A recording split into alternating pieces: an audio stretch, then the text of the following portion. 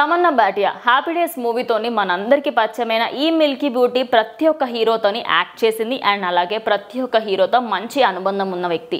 And ఇప్పుడు అలాగే టాలీవుడ్, బాలీవుడ్, కాలీవుడ్ అంటూ ఏది సంబంధం లేకుండా ప్రతి ఇండస్ట్రీలో మంచి ఫేమ్ సంపాదించుకున్న ఈ మిల్కీ బ్యూటీ ఒకానొకప్పుడు ఖచ్చితంగా ఆమె కూడా కాస్టింగ్ కౌచ్కి సంబంధించి ఫేస్ అయ్యాను, ఒక డైరెక్టర్ నన్ను చాలా వేధించేవాడు అని చెప్పేసి తన గురించి ఒక న్యూస్ అయితే బయట చక్కర్లు కొడుతుంది. ఫిలిం నగర్ మొత్తంలో ఈ వార్త ప్రజెంట్ అయితే జనాల్లోకి కూడా వెళ్ళిపోయింది. ఏంటి అంటే తను సినిమా ఇండస్ట్రీలోకి అప్పుడప్పుడే వచ్చినప్పుడు క్యారెక్టర్ ఆర్టిస్ట్గా అండ్ అలాగే చిన్న చిన్న రోల్స్ కోసం ఫస్ట్ తన సినిమా కోసం ట్రై చేస్తున్నప్పుడు ఒక పెద్ద డైరెక్టర్ అండ్ అలాగే పెద్ద ప్రొడ్యూసర్ కూడా తనకి కాస్టింగ్ కౌచ్కి సంబంధించి అడిగారు అని అండ్ అలాగే తన గెస్ట్ హౌస్కి రమ్మని చెప్పారని అదంతా కొంచెం డౌట్ కొట్టి తను వెళ్ళలేదు అని చెప్పేసి కూడా తెలుస్తోంది.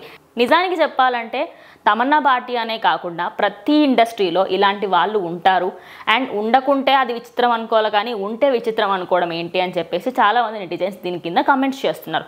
First and foremost thing Tollywood, Bollywood, Kollywood, Mollywood ఇలా ఏది తీసుకున్నప్పటికీ కూడా ప్రతి ఒక్క దగ్గర ఈ కాస్టింగ్ కౌచ్ అనేది ఉంటుంది.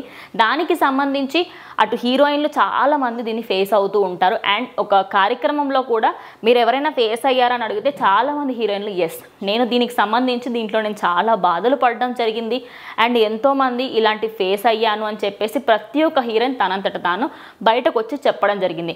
అయితే ఇప్పుడు తమన్నా భాటియా పైన వస్తున్న ఈ న్యూస్ చాలామంది ఏంటంటే ఫేక్ అనే అనుకుంటున్నారు.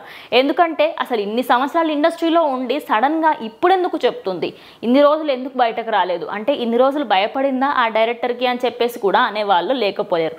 మరి ఓవరాల్గా చూసుకుంటే ఈ న్యూస్ ఫేక్ అని తెలుస్తోంది. మరి ఈ ఫేక్ న్యూస్ని కూడా చాలామంది నిజం అనుకుంటున్నారు. ఆవిడకి కొన్ని రోజులలో పెళ్లి కాబోతున్న ఈ సమయంలో ఇలాంటి న్యూస్ బయటకు రావడంతో చాలామంది నెటిజన్స్ ఎవరైతే దీనికి సంబంధించి పోస్ట్ పెట్టారో దానిపైన చాలామంది ట్రోల్స్ చేస్తున్నారు.